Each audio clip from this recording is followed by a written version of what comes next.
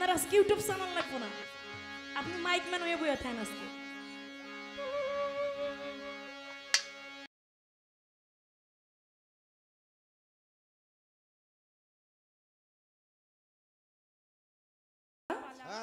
গুরু এবং শিষ্য, গুরুর ভূমিকায় রেখেছেন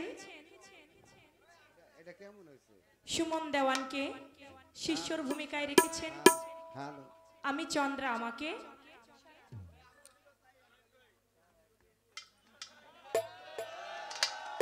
তো গুরু শিষ্য পালা গান, গুরুর ভাবধারা থেকে সুন্দর একটি গান লিখেছেন। সেই গানটি হলো, জানো না রে ও ভ্রান্ত মন, কিসে গুরুর ভজন হবে, যার সাথে নাই প্রেম প্রীতি তার পূজায় কি মন বসিবে। এ গানটি করে আমি এখনো পর্যন্ত দাঁড়াইলামই না শিষ্যর পালা নিয়া। তিনি আগে একটা প্রশ্ন আমারে কইরা বসছে, এই এরকম উল্টা পালা তো আমি দেখি নাই রে সুমন ভাই। আমি দাঁড়াবো, আমি শিষ্যের গান করব, তারপরের স্টেজে আপনি আমাকে প্রশ্ন করতে পারেন, পরীক্ষা করতে পারেন। আমি আপনার কাছে গেলামই না, আপনার কাছে আসলে বিষয় কোনো কিছু জানতে চাইলাম না। আপনি যে দাঁড়াই একটা প্রশ্ন করলেন, বিষয়টা কি? আপনি কি বাড়িতে ঝগড়া করে আসছেন নাকি? নাকি চন্দ্রা সরকার আজকে ধরবো, দেখি সে কি করে, নাকি এরকম একটা বিষয়টা যেন কেমন কেমন লাগতেছে।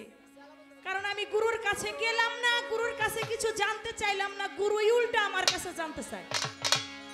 এমন গুরু সবার ভাগ্যে মিলে না, আজকে আমার ভাগ্যে মিলছে। এটা আমি আমার পরম ভাগ্য মনে করি যে আজকে গুরু আমার ভাগ্যে ভালো একজন গুরু মিলছে। আমার কাছে পরীক্ষা রাখলেন, মার 4 বাবার 4, আল্লাহর দেওয়া 10। আপনি মার 4 মাকে দিলেন, বাবার 4 বাবাকে দিলেন, আল্লাহর দেওয়া 10 আপনি আল্লাহকে দিলেন। আপনার আছে কি, গুরুকে দিবেন কি? এই না বিষয়টা। আমি জবাব করব, তার আগে একটি গান রাখি আমার পালা অনুযায়ী, তারপরে দেখি কি বলা যায়।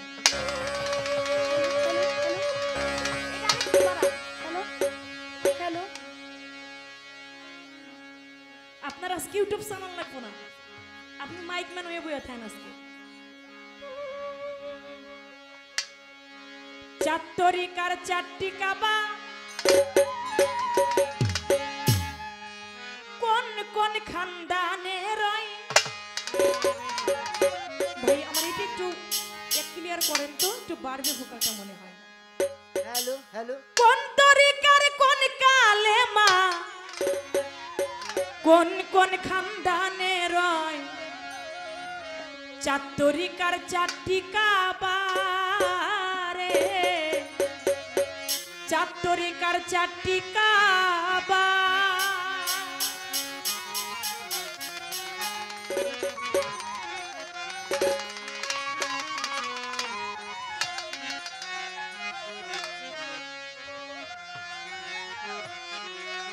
চাত্তরিকার 4টি কাবা, কোন কোন খানদানে রয়। হাই রে কোন কোন খানদানে রয়। কোন তরিকার কোন কালেমা, কোন তরিকার কোন কালেমা, কোন কোন খানদানে রয়। চাত্তরিকার 4টি কাবা, চাত্তরিকার 4টি কাবা।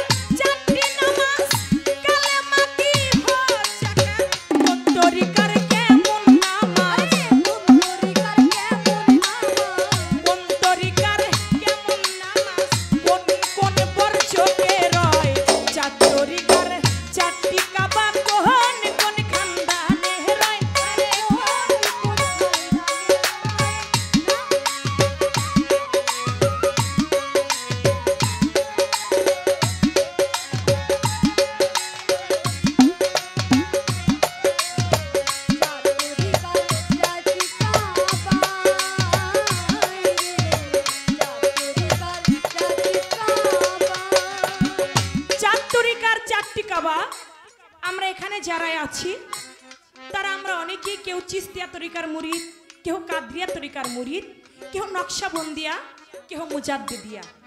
আমরা কিন্তু এক একজন এক এক তরিকার মুরিদ, আমরা সবাই কিন্তু চিস্তিয়া তরিকার মুরিদ এখানে না। এখানে অনেকেই আছে অনেক তরিকার মুরিদ। তাই আমার গুরুর কাছে জানবো দয়াল গো, চার তরিকার চারটি কাবা কোন কোন খানদানে রয়, কোন তরিকার কোন কালেমা কোন কোন বর্জকে রয়। এই গানটার মধ্যে আছে চার তরিকার রোজা নামাজ, কালেমা কি হজ যাকাত, কোন তরিকার কেমন নামাজ কোন কোন বর্জকে হয়। চার তরিকার চারটি কাবা কোন কোন খানদানে রয়, এখানে কোন তরিকার কোন কালেমা কোন কোন খানদানে রয়। আমার গুরুজির কাছে গান রইল, এই গানের মধ্যে মূল্যবান কিছু কথা আছে আমি বলে যাব। তার আগে তার যে কথা আমার কাছে রয়েছে, যে একজন গুরুর কাছে গেলে মারচার কি গোস্ত পোস্ত লৌহ লোম, বাবার চার হার রগ মনি মগজ, আল্লাহর দেওয়া 10টা ইন্দ্রিয়। এই 10টা ইন্দ্রিয় তোমার বাবা নিয়ে গেল, মার চার মা নিয়ে গেল, বাবার চার বাবা নিয়ে গেল। এখন তুমি গুরুকে কি দিবে? মার চার যদি মা নিয়ে যায় গোস্ত পোস্ত লৌহ লোম, বাবার চার যদি হার রক মনে মগজ নিয়ে যায়, আল্লাহর দেওয়া 10 নিয়ে গেলে সে তো একটা মানুষই থাকে না। সে যদি মানুষ না থাকে, সে যদি মানুষ না হয়, তাহলে তার মুরিদের কোনো দরকারও হয়। তাই একজন গুরুর দরবারে সব থেকে বেশি মূলত মার চার আসলে মা নেয় না, বাবার চার বাবাও নেয় না, আল্লাহর দেওয়া 10 আল্লাহও নেয় না। এর জন্য একটা পীরের দরবারে সব থেকে বেশি কিছু নিয়ে যেতে হবে, এটাই আদব, বিশ্বাস, ভক্তি, প্রেম। কারণ সাধক, আমাদের ফরিদপুরের সাধক হালিম চিশতি বয়াতি বলেছেন, আদবেতে এশকো জাগে মহব্বতের বাজারে, বেয়াদবি কেউ কইরো না একজন ওলি আল্লাহর দরবারে। তাই একটা আদব নিয়েই একজন পীরের দরবারে যাওয়া উচিত। এখানে গানের মধ্যে কি বলেছে, সেফাত বর্জন সহি হবে, ইসমাতে পর যোগ দাঁড়াবে, সেফাত বর্জন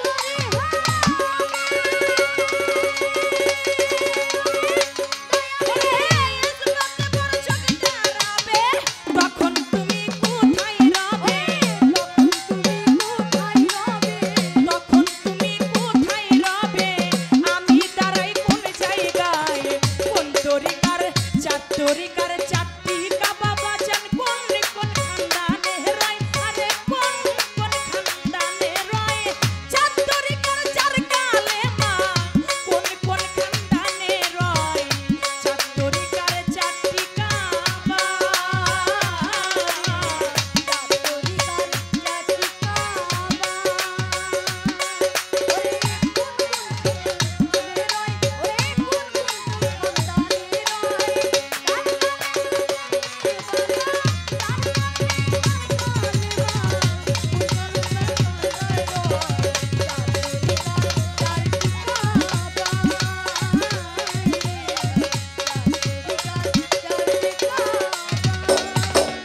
দয়াল, আমরা অনেকে পীরের বাড়ি যাই আমরা মুরিদ হবার জন্য। যখন যাই দেখা যায় আমরা পীরকে দয়ালকে নজরানা দেই না বাবা? কেউ 100 টাকা দিয়ে নজরানা দিয়ে ভক্তি দেই, কেউ 200 টাকা দিয়ে, কেউ 500 টাকা দিয়ে, কেউ 1000 টাকা দিয়ে।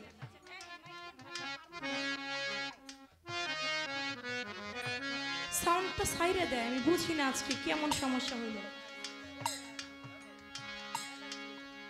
এই হারমোনিয়ামের মাইক্রোফোনটা সমস্যা করতেছে।